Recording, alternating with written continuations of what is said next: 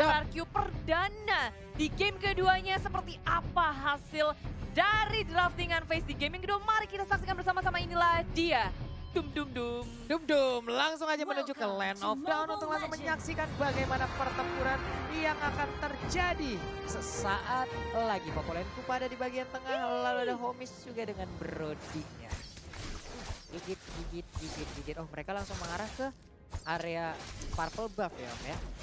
Dan Psycho sekarang akan menggunakan jauh head, Pinnya akan menggunakan Selena langsung menghilang begitu aja Kupa karena tidak kuat menahan pahitnya damage di awal-awal.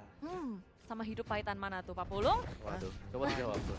Kayaknya hidup ya. Oh hidup ya. Ini sekarang juga DreamHack, mereka harus hati-hati biar nggak menelan pahitnya kehidupan ya. Di sisi lain Psycho dengan adanya jauh head. Ini yang harus diantisipasi juga oleh tim DreamHack. Ketika Psycho udah maju-maju dia punya damage. Dan kalau salah posisi dikit aja, itu bisa jadi inisiasi yang baik untuk arah kita beri red opening. Luisnya nyaris saja di take down. Abyssal trapnya nggak kena. Luis masih bisa kabur dan selamat. Waduh, hampir aja tadi mereka.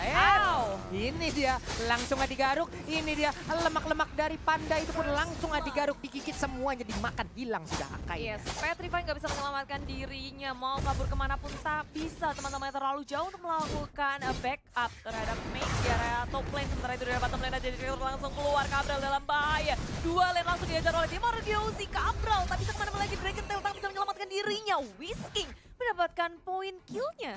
Oke, Whisking menggunakan One dan juga Aegis, tapi kalau mau Pak, One lebih bagusan Aegis apa Flicker sih? Aegis. Kalau untuk berada di side lane. Aku sih suka yang Aegis. Kalau aku juga pribadi Aegis terus, cuman ada beberapa juga yang pro player menggunakan Flicker ya, Flicker atau ya. mungkin sesuai kebutuhan yang ada Sesuai di dalam kebutuhan kali ya. Karena kalau kita lihat kan dia sudah punya Needle in Flower ya. Yap, Buat bisa menetralkan semua sisi-sisi yang ada yang benar. dilempar ke dia. Jadi ya kalau sudah punya kenapa kita harus ambil satu lagi? Flame shot aja dah, flame shot. Kalau aku Execute. biasanya pakai Flicker kalau ada lawannya Esmeralda. Wah, males aku punya Aegis, bisa deh pasti lakukannya.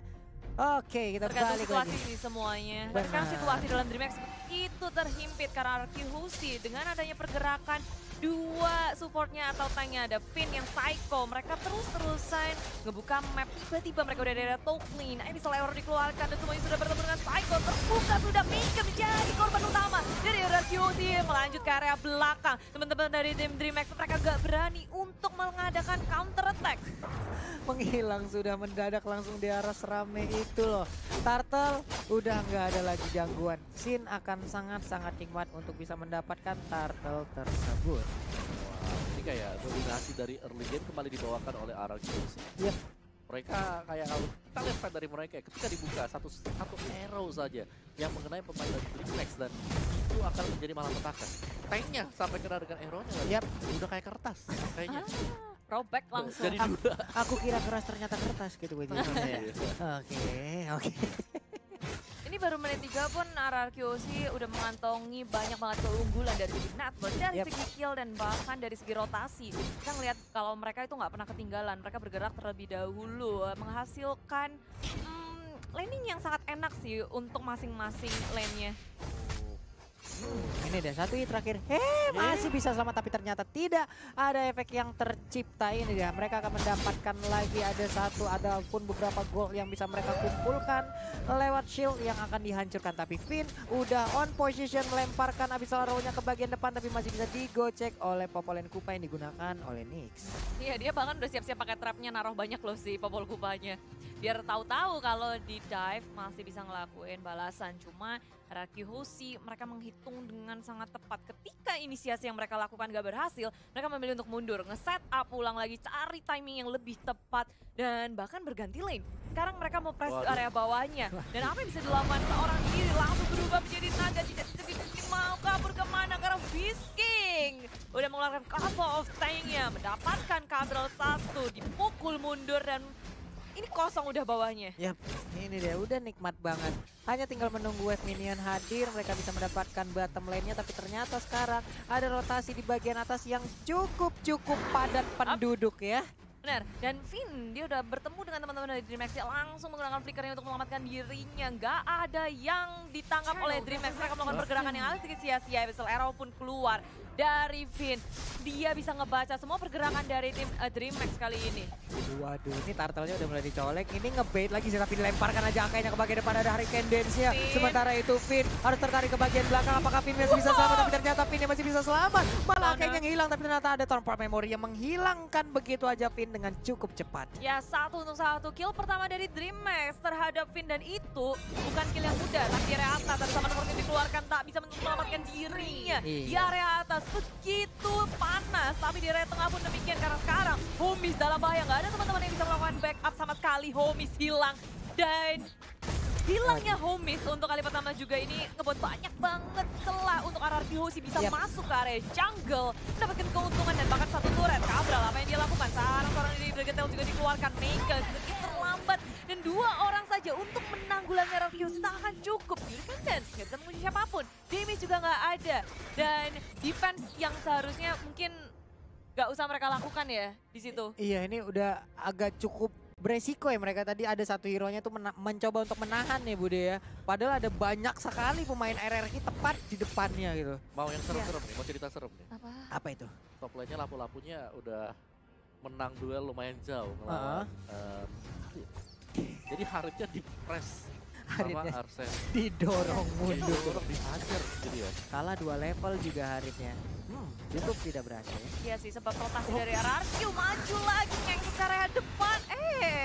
Nabrak Episode Arrow, Nabrak langsung Lele. hilang. Kayak baru kedip langsung hilang ya. Cepet banget di sini damage dari RRQ Hoshi pun gitu besar, baru menit ke-6. Tapi perbedaan dari network yang pastinya bikin dari item RRQ Hoshi itu jauh melampaui DreamHack.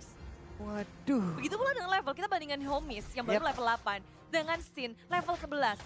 Dan sekarang lihat, inner turret yang ada di top lane udah gugur juga nih Bude. Udah hilang juga, ada sekarang Mountain Shocker dikeluarkan, posisinya tadi lagi pada dempet. Waduh, itu damage-nya ampun-ampunan, dan sekarang zaman pos dikeluarkan hanya untuk dia bisa pulang ke base.